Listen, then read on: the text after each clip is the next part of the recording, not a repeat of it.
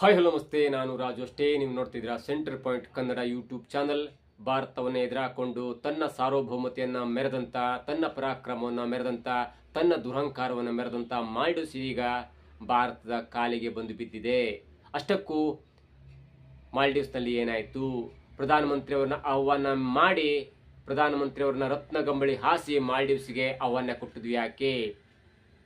ಮೋದಿ ಹೋದ ನಂತರ ಅಲ್ಲಿ ಯಾವೆಲ್ಲ ಡೆವಲಪ್ಮೆಂಟ್ ಆಯಿತು? ಭಾರತವನ್ನು ದ್ವೇಷ ಮಾಡ್ತಾ ಇಂಡಿಯಾ ಔಟ್ ಎನ್ನುವಂಥ ಅಭಿಯಾನವನ್ನು ಮಾಡಿದಂಥ ಮಾಲ್ಡೀವ್ಸ್ಗೆ ಇದೀಗ ಯಾವ ಪರಿಸ್ಥಿತಿ ಬಂದಿದೆ? ಇವೆಲ್ಲವನ್ನು ನೋಡೋಣ. ಅದಕ್ಕಿಂತ ಮೊದಲು ಇಲ್ಲಿ ತನಕ ನಮ್ಮ ಚಾನಲ್ ಸಬ್ಸ್ಕ್ರೈಬ್ ಮಾಡಿಲ್ಲ ಅಂದರೆ ಈಗಲೇ ಸಬ್ಸ್ಕ್ರೈಬ್ ಮಾಡಿ, ಜೊತೆಗೆ ಕಾಮೆಂಟ್ಗಳ ಮುಖಾಂತರ ತಮ್ಮ ಅಭಿಪ್ರಾಯವನ್ನು ತಿಳಿಸಬಹುದು. ವೀಕ್ಷಕರೇ, ಆ ಮಾಲ್ಡೀವ್ಸ್ ಅಂದ ಕೂಡಲೇ ನಮ್ಗೆ ಒಂದು ನೆನಪು ಬರುತ್ತೆ, ಅದು ಅತ್ಯಂತ ಚಿಕ್ಕ ರಾಷ್ಟ್ರ. ಎಷ್ಟು ಚಿಕ್ಕ ರಾಷ್ಟ್ರ ಅಂದರೆ ಕೇವಲ ಮಾಲ್ಡೀವ್ಸ್ನ ಜನಸಂಖ್ಯೆ ಕೇವಲ 5 ಲಕ್ಷ ಜನ. ನಮ್ಮ ಒಂದು ಅಸೆಂಬ್ಲಿಗೆ ಮತ ಹಾಕ್ತಾರಲ್ಲ, ಒಂದು ವಿಧಾನಸಭಾ ಕ್ಷೇತ್ರಕ್ಕೆ ಮತ ಹಾಕ್ತಾರಲ್ಲ, ಆ ಜನಸಂಖ್ಯೆ ಕೂಡ ಅಂದರೆ ವೋಟರ್ಸ್ ಕೂಡ 5 ಲಕ್ಷ ಇರುತ್ತೆ, ಹತ್ರ 5 ಲಕ್ಷ ಇರುತ್ತೆ. ಅಷ್ಟು ಜನಸಂಖ್ಯೆಯನ್ನು ಹೊಂದಿರುವ, ಅಂದರೆ ನಮ್ಮ ಒಂದು ತಾಲೂಕಿನ ಅರ್ಧ ಜನಸಂಖ್ಯೆಯನ್ನು ಹೊಂದಿರುವಂಥ ರಾಷ್ಟ್ರ ಅದು ಯಾವುದಾದ್ರೂ ಇದ್ದರೆ ಅದು ಮಾಲ್ಡೀವ್ಸ್. ಆದರೂ ಕೂಡ GDPಯಲ್ಲಿ, ಆರ್ಥಿಕ ವ್ಯವಸ್ಥೆಯಲ್ಲಿ ಅತ್ಯಂತ ಶ್ರೀಮಂತ ರಾಷ್ಟ್ರ. ಯಾಕಂದರೆ ಅಲ್ಲಿ ಪ್ರವಾಸೋದ್ಯಮ ಜಾಸ್ತಿ ಇದೆ, ಶ್ರೀಮಂತರು ಹೋಗ್ತಾರೆ, ದೊಡ್ಡ ದೊಡ್ಡ ಕುಟುಂಬಸ್ಥರು, ದೊಡ್ಡ ದೊಡ್ಡ ಶ್ರೀಮಂತರು ಕೂಡ ಹೋಗ್ತಾರೆ. ಹಾಗಾಗಿ ಸಾವಿರಾರು ದ್ವೀಪಗಳನ್ನ ಒಳಗೊಂಡಿರುವಂಥ ಮಾಲ್ಡೀವ್ಸ್ ಭಾರತಕ್ಕೆ ಒಂದು ಸೆಡ್ ಹೊಡಿತು. ಕೆಲವು ದಿನಗಳ ಹಿಂದೆ, ಕೆಲವು ವರ್ಷಗಳ ಹಿಂದೆ, ಅಂದರೆ 2023ರಲ್ಲಿ ಯಾವಾಗ ಮಾಲ್ಡೀವ್ಸ್ನ ಚುನಾವಣೆ ಘೋಷಣೆ ಆಗುತ್ತಲ್ಲ, ಆಗ ಇಂಡಿಯಾದ ವಿರುದ್ಧ ತಿರುಗಿ ಬೀಳುತ್ತೆ ಮಾಲ್ಡೀವ್ಸ್. ಅಲ್ಲಿ ಚೀನಾದ ಕುತಂತ್ರ ಕೂಡ ಇರುತ್ತೆ. ನೋಡಿ, ನಮ್ಮ ಅಕ್ಕಪಕ್ಕ ರಾಷ್ಟ್ರಗಳಾದಂಥ ಪಾಕಿಸ್ತಾನ, ಬಾಂಗ್ಲಾದೇಶ, ನೇಪಾಳ, ಶ್ರೀಲಂಕಾ, ಮಾಲ್ಡೀವ್ಸ್, ಅಂಡಮಾನ್ ನಿಕೋಬಾರ್, ಅಂದರೆ ಈ ಎಲ್ಲ ರಾಷ್ಟ್ರಗಳಲ್ಲಿ ಭಾರತ ಒಂದು ಫ್ರೆಂಡ್ಶಿಪ್ ಇಟ್ಕೊಳ್ಬೇಕಾಗತ್ತೆ. ಯಾಕಂದರೆ ನಮ್ಮ ಅಕ್ಕಪಕ್ಕ ರಾಷ್ಟ್ರಗಳಾದಂಥ 2 ಶತ್ರು ರಾಷ್ಟ್ರಗಳಿವೆ, ಒಂದು ಪಾಕಿಸ್ತಾನ ಮತ್ತೊಂದು ಚೀನಾ. ಇದೀಗ ಬಾಂಗ್ಲಾ ಕೂಡ ಸೇರ್ಕೊಬಿಟ್ಟಿದೆ. ಅದರ ಹೊರತಾಗಿ ನಮಗೆ ಇರುವಂಥ ಚಿಕ್ಕ ಚಿಕ್ಕ ರಾಷ್ಟ್ರ ಅಂದರೆ ಅದು ಮಾಲ್ಡೀವ್ಸ್ ಆಗಿರ್ಬೋದು, ಮಯನ್ಮಾರ್ ಆಗಿರ್ಬೋದು, ನೇಪಾಳ ಆಗಿರ್ಬೋದು, ಜೊತೆಗೆ ಚಿಕ್ಕ ಪುಟ್ಟ ಲಕ್ಷದ್ವೀಪ ಆಗಿರ್ಬೋದು. ಇವುಗಳ ಜೊತೆಗೆ ನಾವು ಅತ್ಯಂತ ಒಳ್ಳೆಯ ಸಂಬಂಧಗಳನ್ನ ಇಟ್ಕೊಳ್ಳಬೇಕಾಗತ್ತೆ. ಅವ್ರು ಏನೇ ಕ್ರಿಕ್ ಮಾಡಿದ್ರು ಕೂಡ, ಆ ಚಿಕ್ಕ ಪುಟ್ಟ ದ್ವೀಪಗಳು ಏನೇ ಕ್ರಿಕ್ ಮಾಡಿದ್ರು ಕೂಡ ಅವುಗಳ ಜೊತೆ ನಾವು ಹೊಂದಾಣಿಕೆಯನ್ನು ಮಾಡ್ಕೊಳ್ಬೇಕಾಗತ್ತೆ. ಯಾಕಂದರೆ ಈ ಕುತಂತ್ರಿ ಪಾಕಿಸ್ತಾನ ಮತ್ತು ಚೀನಾಗಳು ಆ ದೇಶಗಳ ಜೊತೆಗೆ ಒಂದು ಡೀಲಿಂಗ್ ಅನ್ನು ಮಾಡಿಕೊಂಡು ಅಲ್ಲಿ ತಮ್ಮ ಸೇನಾ ನೆಲೆಯನ್ನು ಇಟ್ಕೊಂಡು ನಮ್ಮ ಭಾರತದ ಮೇಲೆ ಅಟ್ಯಾಕ್ ಮಾಡುವಂಥ ಒಂದು ಸಂಭವ ಇರುತ್ತೆ. ಹಾಗಾಗಿ ಅಂಥ ಶತ್ರು ರಾಷ್ಟ್ರಗಳ ವಿರುದ್ಧ ನಾವು ಏನಾದರೂ ಒಂದು ಪ್ಲಾನ್ ಮಾಡಬೇಕಂದ್ರೆ ಈ ಚಿಕ್ಕ ಪುಟ್ಟ ರಾಷ್ಟ್ರಗಳು ಏನೇ ಬೇಡಿಕೆ ಇಟ್ಟರು, ಏನೇ ಒಂದು ಕುತಂತ್ರ ಮಾಡಿ, ಏನೇ ಒಂದು ಬೇಡಿಕೆ ಇಟ್ಟರು ಕೂಡ ನಾವು ಅದನ್ನು ಪೂರೈಕೆ ಮಾಡಲೇಬೇಕಾಗುತ್ತೆ. ಯಾಕಂದರೆ ಆ ಶತ್ರು ರಾಷ್ಟ್ರಗಳನ್ನು ಹೊಡೆದುರುಳಿಸಲಿಕ್ಕೆ, ಶತ್ರು ರಾಷ್ಟ್ರಗಳನ್ನು ದೂರ ಇಡಲಿಕ್ಕೆ ಈ ಚಿಕ್ಕ ಪುಟ್ಟ ರಾಷ್ಟ್ರಗಳ ಜೊತೆ ಆ ಪುಟ್ಟ ರಾಷ್ಟ್ರಗಳು ಏನೇ ದುರಹಂಕಾರ ಮೆರೆದ್ರೂ ಕೂಡ ನಾವು ಅದನ್ನು ಮರೆತು ಸ್ವಲ್ಪ ಅವರಿಗೆ ಶಾಕ್ ಕೊಟ್ಟು ನಾವು ಜೊತೆ ಫ್ರೆಂಡ್ಶಿಪ್ಪನ್ನು ಕಾಯ್ದುಕೊಳ್ಳಲೇಬೇಕಾಗತ್ತೆ. ಅದರ ನಿಟ್ಟಿನಲ್ಲಿ ನೋಡೋದಾದರೆ ಈ ಹಿಂದೆ ಅಂದರೆ ಮಾಲ್ಡೀವ್ಸ್ ನಮ್ಮ ಭಾರತ ವಿರುದ್ಧ ಒಂದು ಇಂಡಿಯಾ ಔಟ್ ಎನ್ನುವಂಥ ಅಭಿಯಾನವನ್ನು ಕೂಡ ಮಾಡಿತ್ತು. ಅದು ಯಾಕಂದರೆ ನೋಡಿ, 2010 ಮತ್ತು 2015ರಲ್ಲಿ ಭಾರತ ಮಾಲ್ಡೀವ್ಸ್ಗೆ ಒಂದು ನೆರವಿನ ದೃಷ್ಟಿಯಲ್ಲಿ ಧ್ರುವ ಎನ್ನುವಂಥ ಒಂದು ಹೆಲಿಕಾಪ್ಟರ್ನ ಕೊಟ್ಟಿರುತ್ತೆ. ಅದು ಹೈಲಿ ಮಾಡಿಫೈಡ್ ಅಥವಾ ಹೈಲಿ ಟೆಕ್ನಾಲಜಿಕಲಿ ಇಂಪ್ರೂವ್ಡ್ ವರ್ಷನ್ ಧ್ರುವ ಹೆಲಿಕಾಪ್ಟರ್ನ ಕೊಟ್ಟಿರುತ್ತೆ.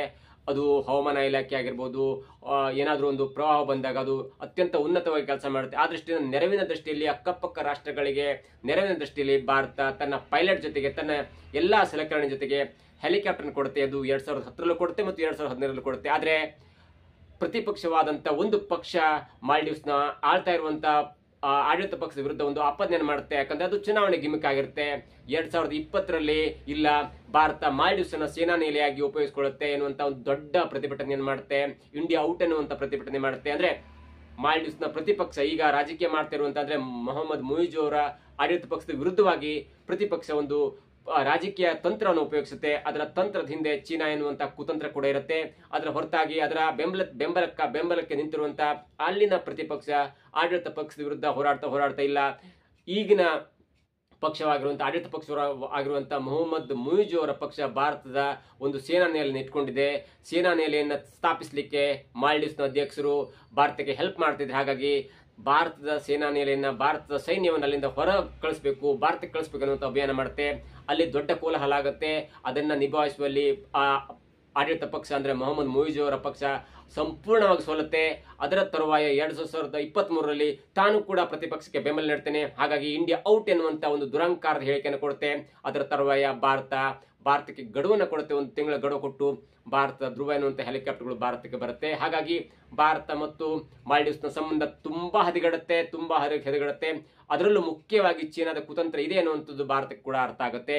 ಭಾರತದಲ್ಲಿ ಅಜಿತ್ ದೋವೆಲ್ ಆಗಿರ್ಬೋದು ಮತ್ತು ನಮ್ಮ ಪ್ರಧಾನಮಂತ್ರಿ ಆಗಿರ್ಬೋದು ಅಥವಾ ಅಮಿತ್ ಶಾ ಆಗಿರ್ಬೋದು ಅಥವಾ ರಾಜನಾಥ್ ಸಿಂಗ್ ಆಗಿರ್ಬೋದು, ಇವರೆಲ್ಲ ಮೀಟಿಂಗ್ ನಡೆಸ್ತಾ ಒಂದು ಪಕ್ಕಾ ಪ್ಲಾನ್ ಮಾಡ್ತಾರೆ. ಅದೇನಂದ್ರೆ ಪ್ರಧಾನಮಂತ್ರಿಯವರು ಯಾವುದೇ ಕಾರಣಕ್ಕೂ ಕೂಡ ಮಾಲ್ಡೀವ್ಸ್ನ ವಿರುದ್ಧ ಒಂದೇ ಒಂದು ಸೆಂಟೆನ್ಸ್ ಅನ್ನು ಹೇಳಲ್ಲ, ಮಾಲ್ಡೀವ್ಸ್ ಅನ್ನ ದೂರಲ್ಲ. ಜೊತೆಗೆ ನಮ್ಮ ಇಂಡಿಯಾದ ಅನೇಕ ದೊಡ್ಡ ದೊಡ್ಡ ಕಂಪನಿಗಳು, ಅನೇಕ ದೊಡ್ಡ ದೊಡ್ಡ ಬ್ರ್ಯಾಂಡ್ ಅಂಬಾಸಿಡರ್ಗಳು ಒಂದು ಬಾಯ್ಕಟ್ ಮಾಲ್ಡೀವ್ಸ್ ಅನ್ನು ಅಭಿಯಾನ ಮಾಡುತ್ತೆ. ಅದರ ಹಿನ್ನೆಲೆಯಲ್ಲಿ ನಮ್ಮ ಭಾರತ ಪ್ರವಾಸಿಗರು ಹೋಗಲ್ಲ, ಭಾರತ ಪ್ರವಾಸಿಗರು ಮಾಲ್ಡೀವ್ಸ್ಗೆ ಹೋಗಲ್ಲ. ಅದರ ನಂತರ ಸರಿಸುಮಾರು 20-25% ಅಷ್ಟು ಪ್ರವಾಸೋದ್ಯಮ ಬಿದ್ದೋಗುತ್ತೆ.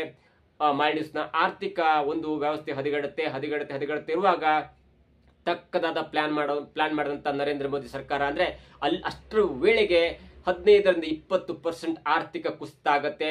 ಅದು ಮಾಲ್ಡೀವ್ಸ್ಗೆ ಅರ್ಥ ಆಗತ್ತೆ, ನಾನು ಭಾರತವನ್ನು ಎದುರಾಕೊಂಡು ತಪ್ಪು ಮಾಡಿಬಿಟ್ಟೆ ಎನ್ನುವಂತ ಅರ್ಥ ಆಗುವ ಹೊತ್ತಿಗೆ ಮತ್ತೊಂದು ಶಾಕ್ ಅನ್ನು ಕೊಡ್ತಾರೆ ನರೇಂದ್ರ ಮೋದಿ ಅವರು. ಅದೇನಂದ್ರೆ ಪಕ್ಕದ ಲಕ್ಷದ್ವೀಪಕ್ಕೆ ಹೋಗಿ ಅಲ್ಲೊಂದು ಫೋಟೋ ತೆಗೆಸ್ಕೊಂಡು ಒಂದು ಪೋಸ್ಟ್ ಕೊಡ್ತಾರೆ. ಲಕ್ಷದ್ವೀಪ ನಮ್ಗೆ ಅತ್ಯಂತ ಪ್ರವಾಸೋದ್ಯಮಕ್ಕೆ ಹೆಲ್ಪ್ ಮಾಡುತ್ತೆ ಅನ್ನೋ ದೃಷ್ಟಿಯಲ್ಲಿ ಅದಕ್ಕೆ ಏನೂ ಸೆಂಟೆನ್ಸ್ ಕೊಡಲ್ಲ. ಚೇರ್ ಮೇಲೆ ಕುಳಿತಿರುವಂತ ಒಂದು ಫೋಟೋನ ಹಾಕ್ತಾರೆ, ಅತ್ಯಂತ ಸುಂದರವಾದ ಸ್ಥಳ ಎನ್ನುವಂತ ಒಂದೇ ಒಂದು ಸೆಂಟೆನ್ಸ್ ಅಲ್ಲಿ ಒಂದು ಫೋಟೋ ಹಾಕ್ತಾರೆ. ಅದಾದ ನಂತರ ಇಡೀ ಮಾಲ್ಡೀವ್ಸ್ನ ಪ್ರವಾಸೋದ್ಯಮ ಬಿದ್ದೋಗ್ಬಿಡುತ್ತೆ. ಅದರಿಂದ ಎಚ್ಚೆತ್ಕೊಂಡಂತ, ಅದರಿಂದ ತಲೆ ಕಟ್ಟಂತ ಮಾಲ್ಡೀವ್ಸ್ನ ಕ್ಯಾಬಿನೆಟ್ ಮಿನಿಸ್ಟರ್ ಇಬ್ಬರು ಕ್ಯಾಬಿನೆಟ್ ಮಿನಿಸ್ಟರ್ಗಳು ಪ್ರಧಾನಮಂತ್ರಿಯವರನ್ನ ಹೀಯಾಳಿಸಿ ಒಂದು ಪೋಸ್ಟ್ ಅನ್ನು ಮಾಡ್ತಾರೆ.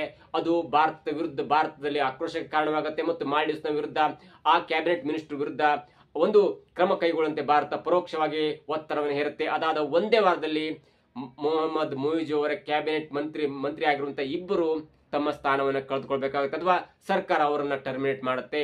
ಹಾಗಾಗಿ ಮಾಲ್ಡೀವ್ಸ್ ನಲ್ಲಿ ಆರ್ಥಿಕ ಕುಸಿತ ಆರಂಭ ಆಗುತ್ತೆ. ಆ ಕಡೆ ಚೀನಾ ಕೂಡ ಹೆಲ್ಪ್ ಮಾಡಲ್ಲ, ಕೈ ಕೊಟ್ಬಿಡುತ್ತೆ. ಈ ಕಡೆ ಎಲ್ಲಾ ರಾಷ್ಟ್ರಗಳು ಕೂಡ ಕೈ ಕೊಡುವಂತ ಪರಿಸ್ಥಿತಿ ಬಂದಾಗ ಮಾಲ್ಡೀವ್ಸ್ನ ಅಧ್ಯಕ್ಷರು ಮತ್ತೆ ಚೀನಾಕ್ಕೆ ಹೋಗ್ತಾರೆ. ಚೀನಾದ ಜೊತೆ ತಮ್ಮ ಹೆಲ್ಪ್ ಅನ್ನ ಕೇಳ್ತಾರೆ. ಆದ್ರೂ ಕೂಡ ಚೀನಾ ಅವ್ರಿಗೆ ಏನ್ ಬೇಕು ಅಷ್ಟನ್ನೇ ಮಾಡ್ತೇವೆ, ವ್ಯವಹಾರಿಕವಾಗಿ ಏನ್ ಬೇಕು ಅಷ್ಟನ್ನೇ ಮಾಡ್ತೇವೆ ಹೊರತು ದೊಡ್ಡದಾದಂತ ಹೆಲ್ಪಿಗೆ ಬರಲ್ಲ. ಯಾಕಂದ್ರೆ ಚೀನಾ ಪಾಕಿಸ್ತಾನಕ್ಕೆ ಹೆಲ್ಪ್ ಮಾಡ್ತಿರುತ್ತೆ, ಪಾಕಿಸ್ತಾನ ಕೂಡ ಬರ್ಬಾದಾಗಿರುತ್ತೆ. ಹಾಗಾಗಿ ಚೀನಾಕ್ಕೆ ಯಾರಿಗೆ ಹೆಲ್ಪ್ ಮಾಡ್ಬೇಕು, ಯಾರಿಗೆ ಬಿಡ್ಬೇಕು ಅನ್ನುವಂತ ಒಂದು ಅತಂತ್ರ ಪರಿಸ್ಥಿತಿ ಇರುವಾಗ ಚೀನಾಕ್ಕೆ ಭಾರತವೂ ಬೇಕಾಗುತ್ತೆ, ಪಾಕಿಸ್ತಾನ ಬೇಕಾಗುತ್ತೆ, ಮಾಲ್ಡೀವ್ಸ್ ಬೇಕಾಗುತ್ತೆ. ಹಾಗೆ ಯಾರ ವಿರುದ್ಧವೂ ಕೊಟ್ಕೊಳ್ಳಲ್ಲ. ಚೀನಾ ಒಂದು ಬಿಸ್ನೆಸ್ ಮೈಂಡೆಡ್ ದೇಶ ಎನ್ನುವಂಥದ್ದು ಚೀನಾಕ್ಕೆ ಮಾತ್ರ ಗೊತ್ತಿರುತ್ತೆ. ಹಾಗಾಗಿ ಮಾಲ್ಡೀವ್ಸ್ಗೆ ಯಾರು ಹೆಲ್ಪ್ ಮಾಡಲ್ಲ. ಜೊತೆಗೆ ಮಾಲ್ಡೀವ್ಸ್ನ ಒಂದು ಆರ್ಥಿಕ ವ್ಯವಸ್ಥೆ ಹದಗೆಡ್ತಾ ಬರುತ್ತೆ. ಅದಾದ ನಂತರ ಎಚ್ಚೆತ್ಕೊಂಡಂತ ಮಾಲ್ಡೀವ್ಸ್ನ ಅಧ್ಯಕ್ಷರಾಗಿರುವಂತಹ ಮೊಹಮ್ಮದ್ ಮೊಯಿಜ್ ಅವರು ಭಾರತಕ್ಕೆ ಬರ್ತಾರೆ.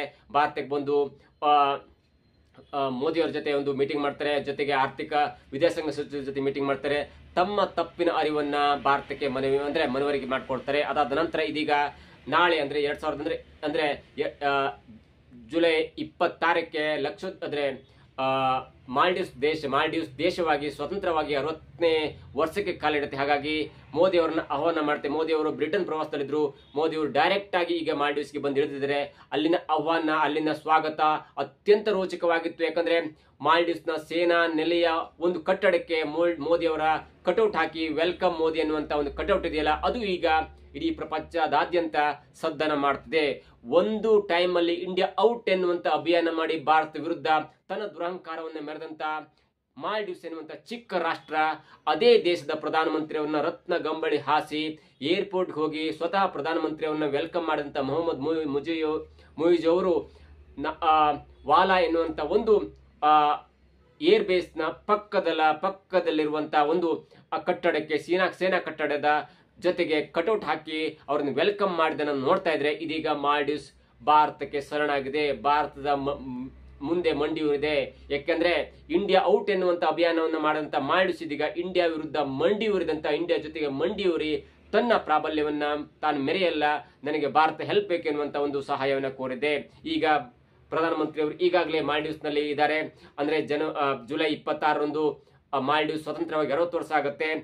ಪ್ರಧಾನಮಂತ್ರಿ ಅವರು ಕೂಡ ಈಗ ಒಂದು ಸ್ಟೇಟ್ಮೆಂಟ್ ಕೊಟ್ಟಿದ್ದಾರೆ. ನಾವು ಮತ್ತು ಮಾಲ್ಡೀವ್ಸ್ನವರು ಜೊತೆಗೆ ಹೋಗ್ತಿವೆ.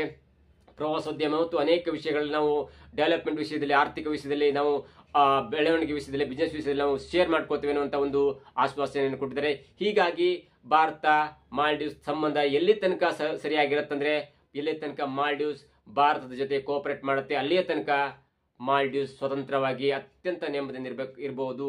ಒಂದು ವೇಳೆ ಮತ್ತೆ ತನ್ನ ಕುತಂತ್ರ ಬುದ್ಧಿಯನ್ನು ಉಪಯೋಗಿಸಿಕೊಂಡ್ರೆ ಭಾರತ ಮಾಲ್ಡೀವ್ಸ್ ಅನ್ನ ತನ್ನ ಹೆಸರಿಲ್ಲದಂತೆ ಮಾಡೋದು ಕೂಡ ಅತ್ಯಂತ ಸ್ಪಷ್ಟವಾಗಿರುತ್ತೆ. ಯಾಕಂದ್ರೆ ಅಲ್ಲಿ ಚೀನಾ ಬಿಸ್ನೆಸ್ ಮೈಂಡ್ ಆಗಿರೋ ಕಾರಣಕ್ಕೆ ಯಾವಾಗ ಕೈ ಕೊಡುತ್ತೆ ಅನ್ನೋದು ಯಾರಿಗೂ ಕೂಡ ಅರ್ಥವಾಗಲ್ಲ.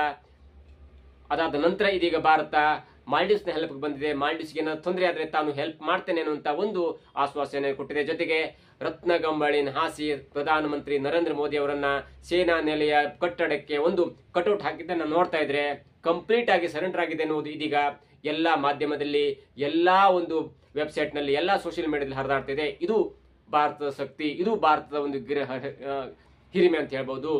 ಭಾರತದ ವಿರುದ್ಧ ಯಾರೇ ತೊಡೆ ತಟ್ಟಿದ್ರು ಕೂಡ ಒಂದು ಸಮಾಧಾನ ರೀತಿಯಲ್ಲಿ ಭಾರತ ಒಂದು ಹಂತಕ್ಕೆ ತಲುಪಿದ ನಂತರ ಅದನ್ನ ಹೇಗೆ ಬಡಿಬೇಕು ಅನ್ನೋದು ಕೂಡ ಭಾರತಕ್ಕೆ ಗೊತ್ತಿದೆ. ಇದಾಗಿತ್ತು ಇವತ್ತಿನ ವಿಶೇಷ. ನೋಡ್ತಾ ಇರಿ centre point Kannada YouTube channel.